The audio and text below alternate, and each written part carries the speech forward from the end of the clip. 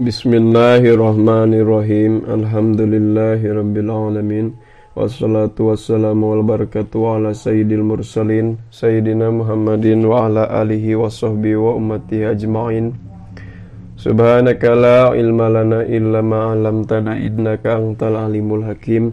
Allahumma anfa'na bima alamtana wa alimna ma yanfa'una wa zidna ilma. Rabbi sruhli sadri wa yassirli amri wahlul uqdatam min lisani yafqahu qawli. Qala al-musannifu rahimahullahu ta'ala wa nafa'ana bihi wa bi ulumi. Wal maqalatu tsalitsah. Wal maqalatu sareng ari maqalah ats-tsalitsatu anu nomor katiluna. Qala eta parantos nyarios saha Umaru Sayyidina Umar radhiyallahu ta'ala an. Man taroka fudulal kalami munihal hikmah ileh kana cariosan anu neme. Man arisa sajalma taroka eta ninggalkeun itu si man fudulal kalami kana loba ngobrol. Muniha mangka dianugrahi itu si man al hikmata ku kabijaksanaan. Ruya parantos di riwayatkeun naon annahu saektosna Kangjeng Nabi sallallahu alaihi wa alihi wasallam qala eta parantos ngadawuh Kangjeng Nabi la tadkhulu halawatul imani qabla mri'in hatta yatruka ba'dal hadithi ileh kana dawuhan anu neme. La tadkhulu moal asup naon halawatul imani manisna iman kolbam riin kana hate seseorang hatta yatruka sehingga yen ninggalkeun itu imriin ba'dol hadithi kana sebagian obrolan khaufal kadzibi karena sieun ngabohong wa ing kana sareng sanaos kabuktosan itu hadits sodikon eta anu bener. Wayatruka jeung yen ninggalkeun itu imriin ba'dol miroi kana sebagian perdebatan wa ingkana sareng sanaos kabuktosan itu imriin muhikon eta aya dina posisi pihak anu bener. Rawa atawa muhikon eta anu bener.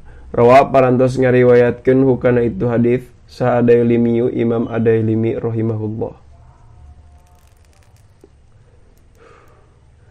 Waman sareng ari saha jalma taroka eta ninggalkeun itu si man pudulan nadri kana loba tumpak tempo muniha mangka dianugrahi itu si man husu al-qalbi ku hate anu husu. Wa min alamatil husui sareng eta tetep tina sapalihna pirang-pirang ciri husu annal abda ari sayaktosna seorang hamba idza godoba eta di mana-mana ambek itu abda au khulifa atawa di bedaan itu hamba au rudda atawa dibantah saha alaihi itu hamba istaqbala mangka madep itu si hamba zalika kana itu madkurin nyata godob khulif rudda bil qabuli kalawan narima. Waman sareng ari saha jalma taroka eta ninggalkeun itu si man fudula to'ami kana loba dahar atau dahareun anu leuwih mangga loba dahar yang gampangnya. Muniha mangka dianugrahi itu si man ladzatal ibadati ku kelezatan ibadah. Ruwiya parantos diriwayatkeun naon annahu saektosna Kangjeng Nabi Muhammad sallallahu alaihi wa alihi wasallam qala eta parantos ngadawuh Kangjeng Nabi man sabaro alal kutis syadidi sabron ileh kana dawuhan anu neme. Man ari saha jalma sabaro eta sabar itu si man alal kuti kana makanan asyadidi anu banget sobron kalawan sobar jamilan anu indah askana maka pasti nempatkeun huka itu si man sallallahu Gusti Allah minal firdausi surga Firdaus haitsu syaa sakira-kira karep itu man atawa sakahayang itu si man. Rawa parantos ngariwayatkeun hukana itu hadis sa Abu Syekh Waruya sareng parantos diriwayatkeun naon annahu sayaktosna Kangjeng Nabi Muhammad sallallahu alaihi wa alihi wasallam qala eta parantos ngadawuh Kangjeng Nabi ayyumamri'in istaha sahwatan faroda syahwatahu ilaih kana dauhan anu neme. Ayyumamri'in anu mana bae ti seseorang istaha anu mikahayang itu imri'in sahwatan kana hiji kahayang paroda tuluy nolak tuluy nahan itu imriin sahwatahu kana kahayangna itu imriin wa atharo jeung mempengaruhi itu si imriin ala nafsihi kana dirina itu si imriin gufiro mangka dihampura sahalau itu si imriin. Rawa parantos ngariwayatkeun hukana itu hadis sa Darukutni Imam Darukutni. Man ari saha jalma taroka eta ninggalkeun itu si man fudula dohiki kana loba seserian muniha mangka dianugrahi itu si man al haibata ku wibawa. Ruwiya parantos diriwayatkeun naon annahu saektosna Kangjeng Nabi sallallahu alaihi wa alihi wasallam qala eta parantos ngadawuh Kangjeng Nabi innal abda la yaqulul kalimata la yaquluha illa liyudhika bihan nas ilaih kana dauhan anu neme. Innal abda sayaktosna seorang hamba la yaqulu yakin eta ngobrol itu si abda al kalimata kana hiji obrolan kana hiji kalimat la yaqulu anu moal ngobrol itu si abda hakana itu kalimah illa liyudhika kecuali karena yen supaya ngajadikeun seuri itu si abda bihaku itu kalimat annasa kamanusa yahwi barina mikahayang itu si abda artina ngabodor gitu. Abada mangka jauh itu si abda mimatina perkara baina samai tetep itu ma antara langit wal ardi jeung bumi. Wa innahu jeung sayaktosna itu si abda layazilla yakin eta ti soledat itu si abda an lisanihi tina letahna itu si abda asyada barina nu leuwih banget mimma tibatan perkara yazilu ti soledat itu si abda an qadamaihi ti dua sukuna itu si abda. Rawa parantos ngariwayatkeun hukana itu hadis al Kharaitiyu Imam Kharaid. Waman jeung ari saha jalma taroka eta ninggalkeun itu si man al mizaha kana heureuy muniha maka dianugrahi itu si man al bahaa ku kaanggunan aihus nal haibati tegesna wibawa anu indah anggun kan. Ruya parantos diriwayatkeun naon annahu saektosna Kangjeng Nabi sallallahu alaihi wa alihi wasallam qala eta parantos ngadawuh Kangjeng Nabi asumtu sayyidul akhlaqi man mazahastu khifabih kana dawuhan anu neme. Asumtu ari repeh sayyidul akhlaqi eta pimpinan akhlak. Man ari saha jalma mazaha eta heureuy itu si man ustuhipa mangka dianggap remeh atau direndahkeun sahabi itu si man. Rawa parantos ngariwayatkeun hukana itu hadis sa Adailimiyu Imam Adailimi. Fal aqilu mangka ari jalma berakal yatawakho eta ngahaja-haja itu akil bimizahihi kana heureuyna itu si akil ihda halataini dina salah sahiji tina dua tingkah. Tah jalma berakal makur aya dina dua tingkah cenah heureuyna teh. Manawe ihdahuma ari kahijina tina itu halatain innasul musohibina eta ngahibur ka pirang-pirang balad babaturan.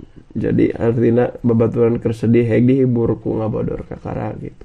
Wa tawaddudu jeung nunjukkeun kanyaah ilal mukholatina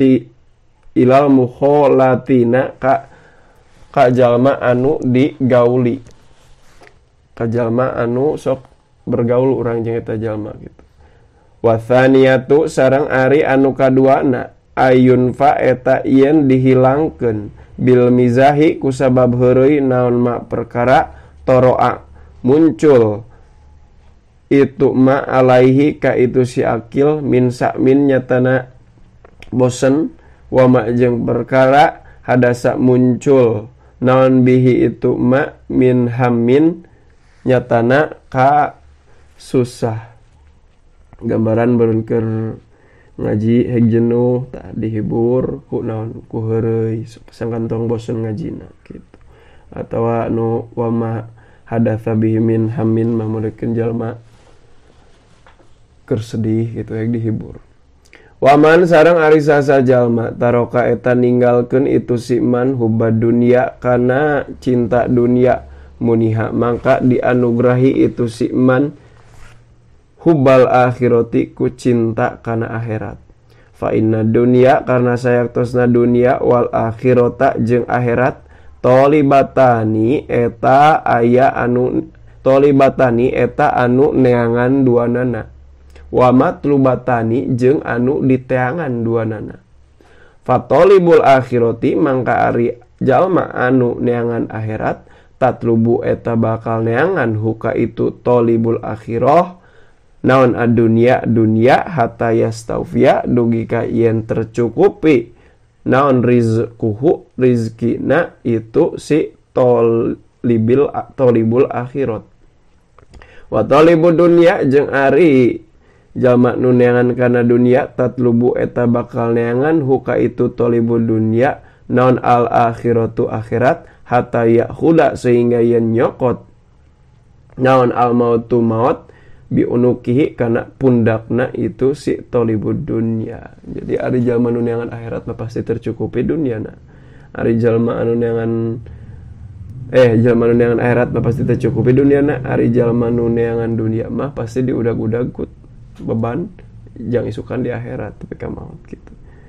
Waman jeung ari sasa jalma taroka eta ninggalkeun itu si man al istigola kana katungkul kana sibuk bi uyubi goirihi ku pirang-pirang aib batur atau ku pirang-pirang aib salianti itu si man mangga gitu lempengkeun we aib batur muniha mangka dianugrahi itu si man al islaha ku bisa ngabenerkeun biuyubi nafsihi kana pirang-pirang aib dirina itu si man. Ruwiya parantos diriwayatkeun naon annahu saektosna Kangjeng Nabi Muhammad sallallahu alaihi wa alihi wasallam qala eta parantos ngadawuh Kangjeng Nabi sitatu asya'a tuhbitul a'mal ileh kana dawuhan anu neme.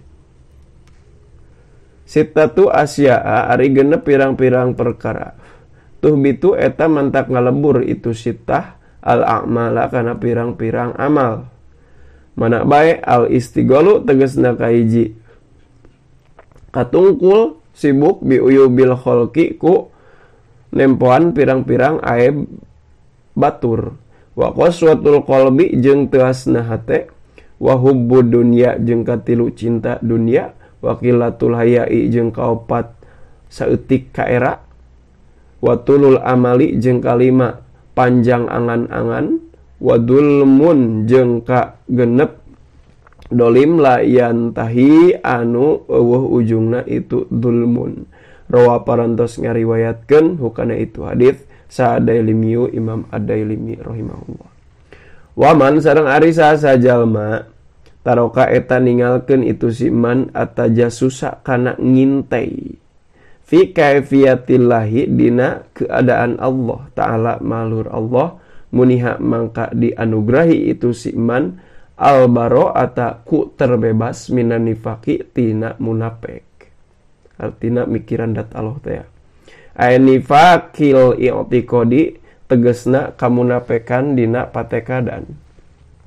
Qauluhu ari dawuhanana Sayyidina Umar muniha tegesna lapad muniha bil bina'i eta tetep kalawan diadegkeun lil majhuli kana fa'il anu teu diketahui alias fi'il madi majhul atawa fi'il mabni maf'ul istilah lainna mah bi makna u'tiya kalawan makna u'tiya dibere Wa naibu fa'ilihi jeung ari naibul fa'ilna itu muniha wa eta ari itu naibu fa'ilihi al maf'ulul awalu eta maf'ul anu kahiji.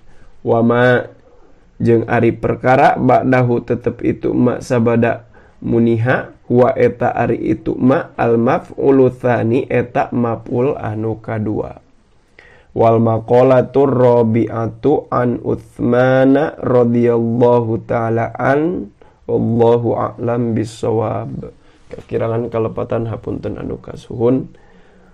Subhanakallahumma wa bihamdika asyhadu an la ilaha illa anta astaghfiruka wa atubu ilaik. Wa sallallahu ala sayyidina Muhammad wa ala alihi washabbihi wa baraka wa salam.